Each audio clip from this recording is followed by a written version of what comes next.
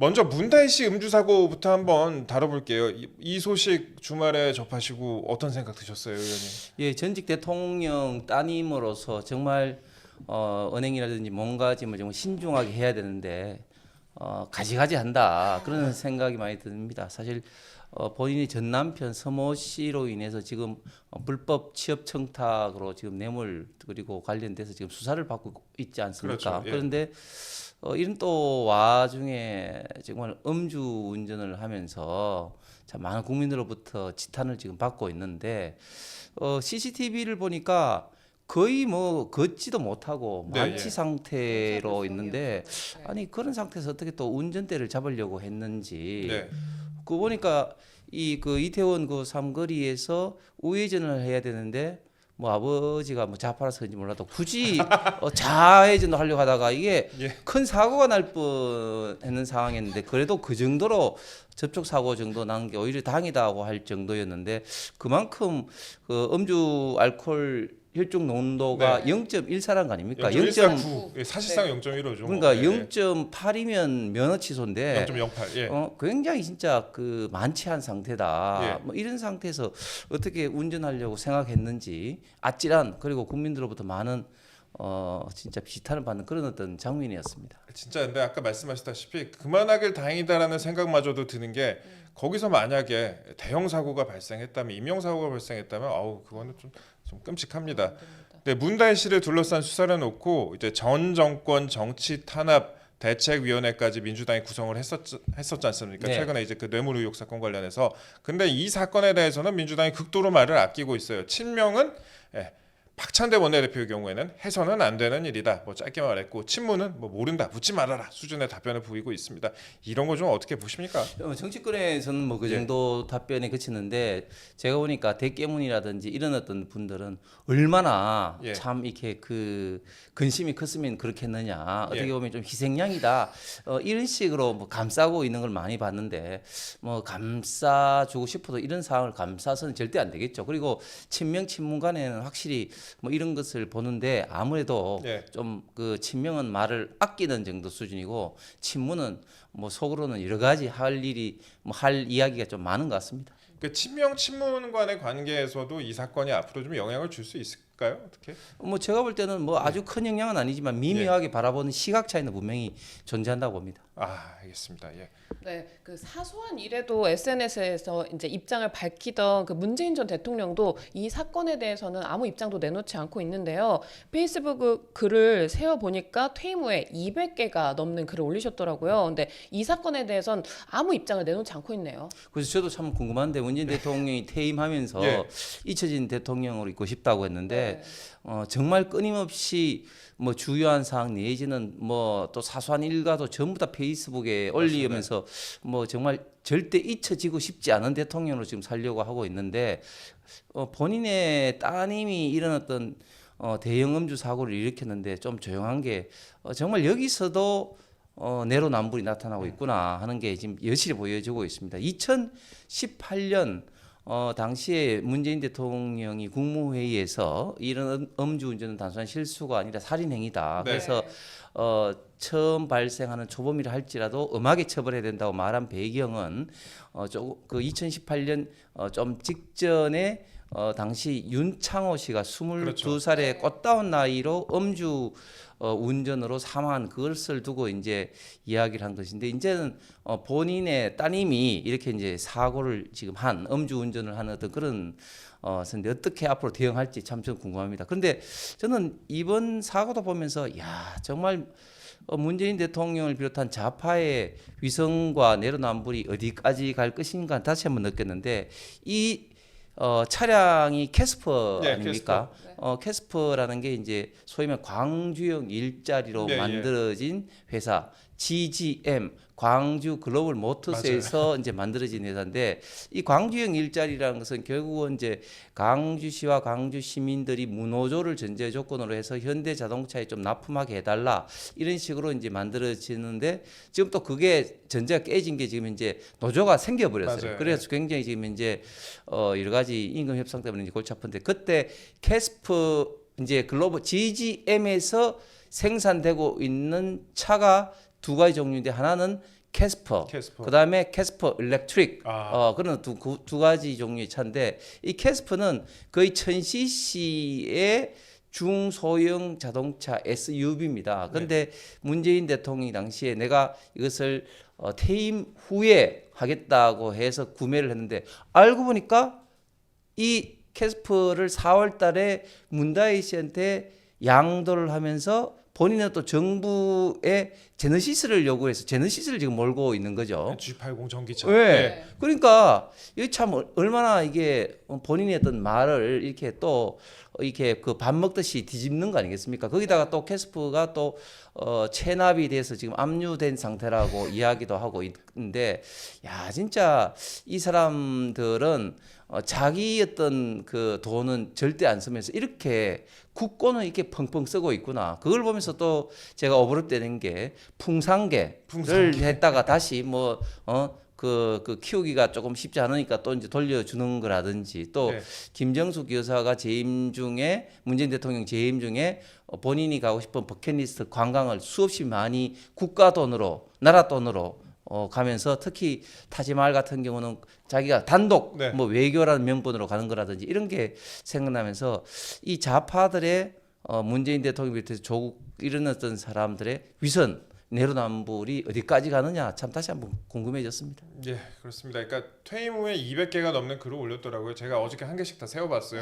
봤는데 200개 넘는 글을 올렸는데 보통 이 정도 사건이 있으면 그냥 뭐 송구스럽다, 뭐 죄송하다 이 정도 한마디라도 남기기 마련인데 아직 아무 입장도 밝히지 않고 있다 이 말씀드리겠습니다. 그런데 대통령 가족이나 그러니까 현 대통령, 윤 대통령 가족이나 여당에서 이런 일이 있었다면은 이게 뭐 엄청난 공격을 받았을 것이라는 그런 관측이 나와요. 이거는 뭐 쉽게 누구나 예측할 수 있을 것 같은데 그런데 국정감사에서 문다혜 씨나 문재인 전 대통령 뇌물 의혹 수사와 관련된 인물은 또 증인으로 지금 거의 못 부르고 있는 상황 아닙니까? 맞습니다. 지금 김건희 여사 건이라든지 정부 특히 윤석열 대통령과 관련된 것은 뭐 뚜렷한 어떤 그런 증거도 없이 단순한 의혹만으로 해서 이렇게 난리를 치면서 특검을 한다, 탄핵을 한다 이렇게 시끄럽게 굴고 있는데 이런 어떤 사항들이 너무 지금 현재 이렇게 좀 언밸런스 돼 있다고 이제 보여지면서 특히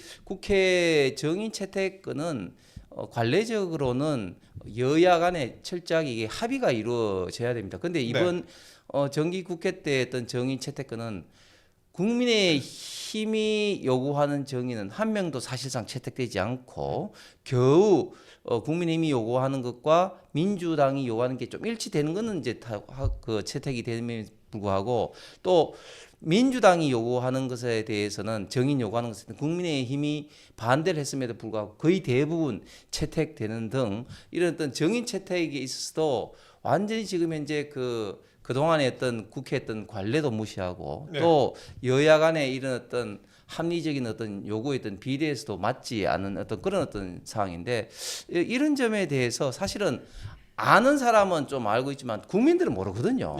국민들은 어떤 정인을 어떻게 채택이 됐고 그리고 그 과정에서 어떤 논의가 있어서 결과적으로 어떻다는 걸 사실 모릅니다.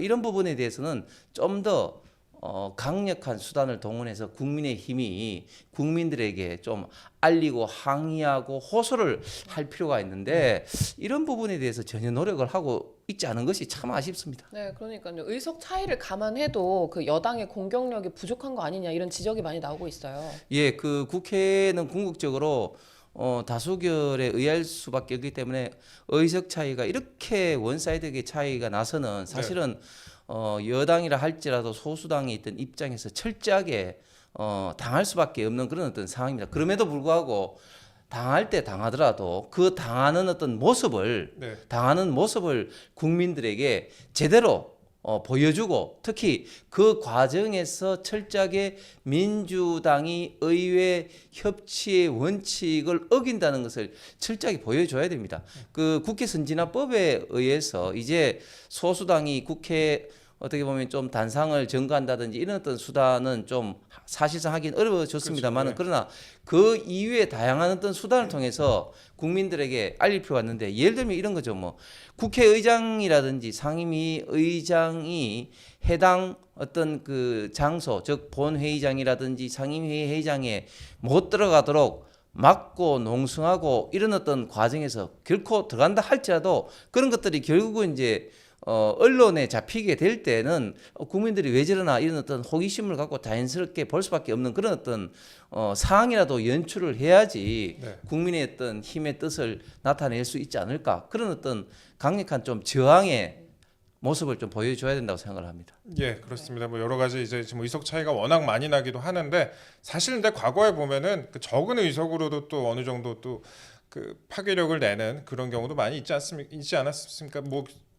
그 정파는 다르지만 예전에 김대중 전 대통령도 79석인가 그걸로 이제 아마 그 정권 교체를 했던 것으로 제가 기억을 하고 있는데 좀 의석은 많이 차이가 나지만 그래도 좀 투쟁력 있는 모습 보여줬으면 좋겠다라는 생각을 많은 분들이 좀 하고 계신 것 같습니다.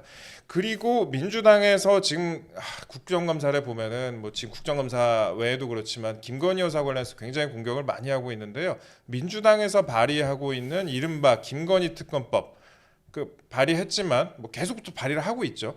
김건희 특검법 그 내용에 대해서는 좀 어떻게 보십니까? 이게 새로운 어떤 언론 보도에 의한 의혹만 생기더라도 계속해서 없는 예. 땜방식으로 없는 방식으로 계속 특검법에 해당되는 어떤 조항이 지금 8가지나 있을 정도로 계속해서 지금 발의를 하고 있지 않습니까? 네, 예. 발의를 하고 있는데 저는 이렇게 하는 목적이 2가지라고 봅니다. 첫 번째는 윤석열 대통령, 윤석열 정부의 가장 약한 고리가 김건희 여사라고 보고 그렇죠. 탄핵에 대한 어떤 빌드업 전초전으로 가장 취약한 부분을 공격하기 위해서 결국은 이 김건희 여사를 타겟으로 해서 지금 특검법을 발의하고 있다. 그리고 또 2번째는 그리고 이렇게 계속해서 붙이는 이유는 크게 보면은 이런 어떤 그 하나하나의 어떤 의혹들을 계속해서 정치적 공세를 하기 위해서 그런 것이고 또 네. 법적으로 보면은 일사부재의 원칙을 피하기 위해서입니다.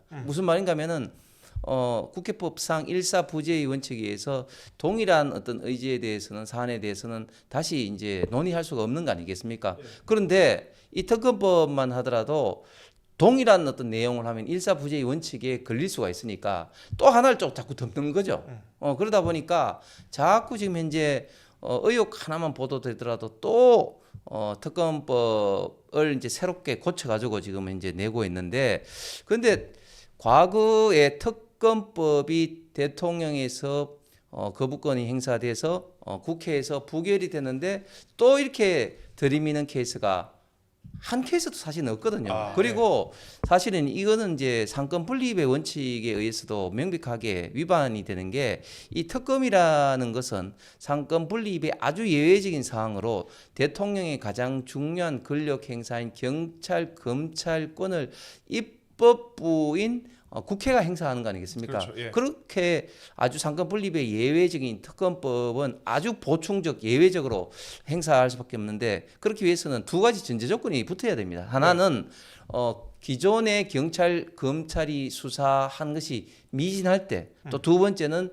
여야 간의 합의가 있을 때 예. 이런 어떤 특검법이 통과가 되고 특검이 행사하는 게 과거에 했던 관례임에도 불구하고 지금은 과거의 관례라든지 상권 분립의 대원칙을 깡그리 무시하고 이재명 대표를 방탄하기 위해서 지금 현재 윤석열 정부를 흔들고 탄핵하기 위한 이런 어떤 정쟁용으로 특검법을 정말 무한정으로 이렇게 발의를 하고 있다. 그래서 완전히 이제 민생은 완전히 도외시하고 국회를 정쟁화장으로 만들면서 국정을 마비시키는 지금 현재 꼴을 모습을 지금 가져오고 있다고 봅니다. 예.